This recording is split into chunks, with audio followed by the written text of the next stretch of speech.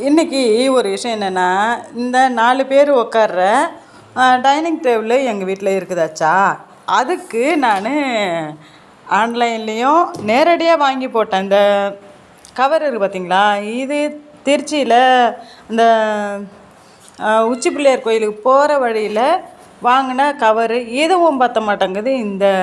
இது 4 பேர் உட்கார்றதுக்கான டைனிங் டேபிளில் போடுறதுன்ட்டு வாங்கினேன். இதுவும் சரி, அதுக்கு தான் பத்தலையே, இதையாவது முழுசாக போடலாம் அப்படின்ட்டு பார்த்தா இதுவும் பற்ற மாட்டேங்குது. இது ஆன்லைனில் ஃப்ளிப்கார்ட்டில் வாங்கினது தான். நான் எதென்ன வாங்கி போடுறது, என்னன்னு போடுறது? சரி, அடுத்த தடவை திருச்சி போனால் இதை வாங்கி போடணும். ஒரு 4 பேர் உட்கார்ற சீட்டுக்கான ஒரு கவருன்னு போடுறாங்கல்ல, அதை முழுசாக ஏன் போட மாட்டேங்கிறாங்க? அதை கூட தயாரிக்கிறதுக்கு எவ்வளோ ஒரு இது பாருங்கள்.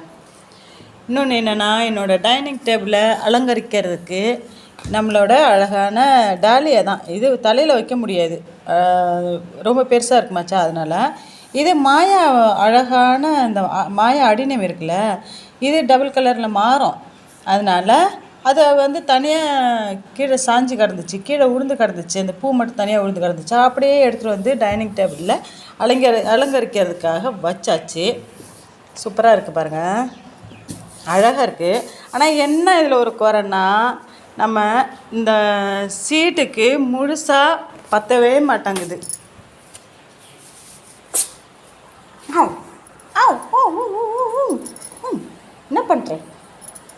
என்ன பண்ணுற? நேற்று மைனாவை பிடிச்சிட்டு வந்தேன், இன்றைக்கி என்ன பிடிச்சிட்டு வர போகிற? இங்கே வா, இங்கே என்ன பாரு, என்கிட்ட வம்பு இருக்காது. இங்கே கிட்ட ஒன்று, இங்கே வாயேன், உங்ககிட்ட வம்பு எடுக்கிறது தான் எனக்கு வேலையே. அதை விட வேறு என்ன வேலை இருக்குது?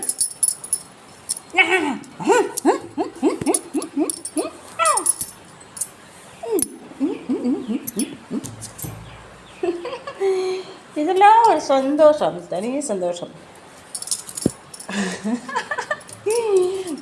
முச்சுக்கு டாட்டா, நீ டாட்டா கட்டு.